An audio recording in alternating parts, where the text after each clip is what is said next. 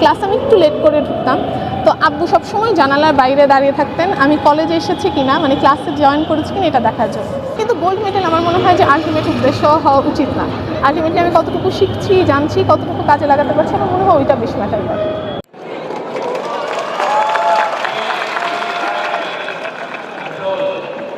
All praise goes to Almighty Allah. Thanks to Allah for everything. I think Allah has always been very kind to me. And another important thing is that I got an amazing family. I have an amazing support system. Today my parents are here, my siblings are also there. So if I have to talk about my parents, my mother's prayers, my father's hard work, it has been the support system or inspiring. It has inspired me a lot since childhood. And if I have to talk about my siblings, then I'm the eldest child. আমার বাবা মা ভাই বোন সবার প্রচেষ্টা, আমার family members, আমার দাদা দাদি চাচা চাচি ফুপু সবাই মিলে আমাকে অসম্ভব সাপোর্ট করেছে। প্লাস আমার ডিপার্টমেন্টের সবাই ফ্যাকাল্টি মেম্বার যারা ছিলেন, স্পেশালি আমি খুব প্রাউডলি বলি যে vice chancellor professor doctor Abdul রব স্যার আমাদের ডিরেক্ট টিচার ছিলেন। আমার thesis supervisor professor doctor Nazmul Huda, head of the department of public health, একদম শুরু থেকে আমাদেরকে খুব যত্ন করে পড়িয়েছেন।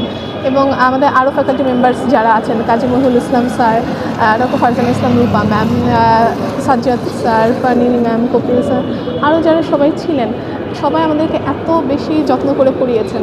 এবং আমার মনে হয় যে গোল্ড মেডেল একটা বাই প্রোডাক্ট। আমার মনে হয় এই জার্নিতে আমি মেইনলি যেটা শিখেছি, আমি একদমই পাবলিক স্পিকিংয়ে এখন আমি হয়তো কথা বলছি, এই জিনিসটা আমার মধ্যে ছিল না। আমার মনে হয় আমার কানাডিয়ান দুজন ফ্যাকাল্টি ছিলেন, professor doctor Alex, professor John Richard, আমাদেরকে যে যত্ন নিয়ে শিখিয়েছেন, যে নলেজ স্কিল আমাদের মধ্যে আজকে এসেছে, আমার মনে হয় ইন ফিউচারে আমাদের এটা কাজে লাগবে। এবং আমরা যেন সবার জন্যে কিছু করতে পারি, এটা আমাদের মনে হয় এই গোল্ড মেডেলটা ওইটার অনুপ্রেরণা হিসেবে কাজ করবে। আমি কৃতজ্ঞ আমার মহান আল্লাহ তাআলার প্রতি এবং আমার বাবা মায়ের প্রতি, আমার ফ্যামিলি মেম্বার সকলের প্রতি, আমার ক্লাসমেট যারা ছিলেন, অবশ্যই তাদের কথা না বললেই না, লক্ষ্মী, স্বর্ণা, তন্ময় ভাই, ওদের সব সময় ক্লাস নোট বা যে কোনো কিছুতে হেল্প চায়, সবাই হেল্প করেছে। আমাদের অ্যাডমিনিস্ট্রেটিভ অফিসার মামুন ভাই, সত্যি কথা অর্থে যে গোল্ড মেডেলটা তো আসলে মানে হয়তো মনে হচ্ছে যে একটা প্রাপ্তি, কিন্তু এটা মনে হয় যে I would call myself lucky that I got the recognition because everyone has their own story. এবং আমি এটার রিকগনিশনটা পাচ্ছি আলহামদুলিল্লাহ for everything. Finally, thanks to IUBT authority for organizing this amazing convocation event, and thanks to you all. May Almighty Allah give us the opportunity to use our knowledge, skill for the betterment of our society. সত্যিকার অর্থে আমি যখন এমপিএইচে ভর্তি হই তখন আমি square হসপিটালে medical officer হিসেবে ছিলাম, কার্ডিওলজি ডিপার্টমেন্টে। তো মাঝে মাঝে আমি হয়তো শুক্রবারে আমাদের প্রথম ক্লাস আমি একটু লেট করে ঢুকতাম। তো আব্বু সবসময় জানালার বাইরে দাঁড়িয়ে থাকতেন আমি কলেজে এসেছি কিনা, মানে ক্লাসে জয়েন করেছি কিনা এটা দেখার জন্য। এবং শুক্রবারের প্রথম ফোনটা আব্বুর থাকতো আমি ক্লাসে গিয়েছি কিনা।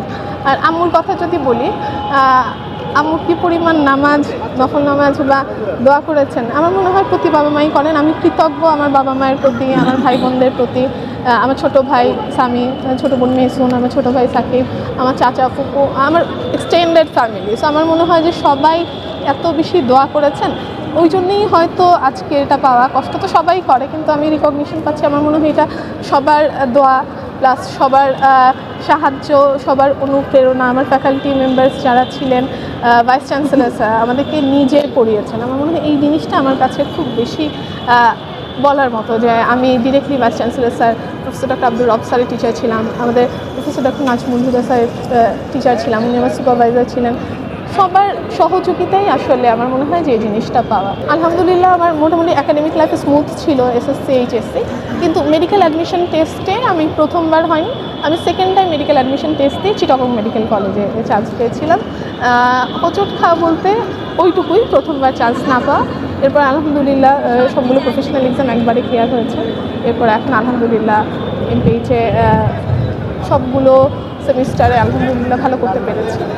আমার মনে হয় গোল্ড মেডেলের কথা মাথায় না রেখে আমি কতটুকু শিখতে পারছি, কী কী স্কিল অর্জন করতে পারছি, বা আমার ইন্টেনশন কী, আমার নিজের ভবিষ্যতে কী করব, বা সমাজের প্রতি আমার কী দায়িত্ববোধ, আমার মনে হয় ওইটুকু খেয়াল রাখলে গোল্ড মেডেলটা আসলে আমার মনে হয় না যে পেতেই হবে এরকম কিছু।